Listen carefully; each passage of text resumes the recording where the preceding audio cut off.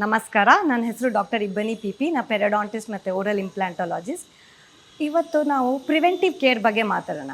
ಇವಾಗ ಮಕ್ಕಳನ್ನ ಈ ಡೆಂಟಲ್ ಕ್ಯಾವಿಟಿ ಬರ್ದೇ ಇದ್ದಂಗೆ ಅಥವಾ ಹುಳ್ಕಲ್ಲಿ ಬರ್ದೇ ಇದ್ದಂಗೆ ಹೇಗೆ ಅದನ್ನು ಪ್ರಿವೆಂಟ್ ಮಾಡೋದು ಅಂತ. 2 ವರ್ಷ ಇರೋ ಮಕ್ಕಳನ್ನ ಫಸ್ಟ್ ನಾವು ಡೆಂಟಲ್ ಕ್ಲಿನಿಕ್ಕಿಗೆ ವಿಸಿಟ್ ಮಾಡಿಸ್ಬೇಕು. ಆ 2 ವರ್ಷ ಇರೋ ಮಕ್ಕಳಿಗೆ ಆ ಹಾಲು ಹಲ್ಲುಗಳು ಇರ್ತಾವಲ್ಲ, ಅದಕ್ಕೆ ನಾವು ಕರೆಕ್ಟಾಗಿ ಬಂದಿದೆಯೋ ಇಲ್ವೋ, ಅದನ್ನು ಹೆಂಗೆ ಬ್ರಷ್ ಮಾಡ್ತಾರೆ, ಅದು ಬ್ರಷಿಂಗ್ ಟೆಕ್ನಿಕ್ ಹೇಳಿಕೊಟ್ಟು ಅದನ್ನು ಹೆಲ್ಪ್ ಮಾಡ್ತೀವಿ. 2 ವರ್ಷ ಆದಮೇಲೆ ಇವಾಗ 5ರಿಂದ 11 ವರ್ಷ ಮಕ್ಕಳು ಇರ್ತಾರಲ್ಲ, ಅವ್ರಿಗೆ ನಾವು ಹಾಲು ಹಲ್ಲು ಹೆಂಗೆ ಬಿದ್ದು ಹೊಸ ಹಲ್ಲು ಹೆಂಗೆ ಬರ್ತಾ ಇದೆ ಅದನ್ನು ನೋಡ್ತೀವಿ.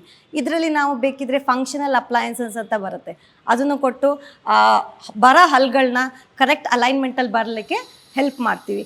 ಇವಾಗ 11 ಅಥವಾ 12 ವರ್ಷದಿಂದ 18 ವರ್ಷ ತನಕ ಇರೋ ಮಕ್ಕಳಿಗೆ ಏನು ಮಾಡ್ತೀವಿ ನಾವು, ಬಂದಿರೋ ಹಲ್ಲು ಅವ್ರ ಅಲೈನ್ಮೆಂಟ್ ಚೆನ್ನಾಗಿದೆಯೋ ಇಲ್ವೋ ನೋಡ್ತೀವಿ.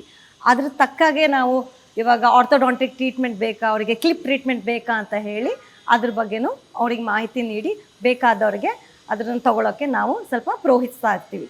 ಈ ಥರ ಪ್ರಿವೆಂಟಿವ್ ಕೇರ್ನ ನಾವು 3 ಸ್ಟೇಜಸಲ್ಲಿ ಮಾಡ್ತೀವಿ. ಧನ್ಯವಾದಗಳು.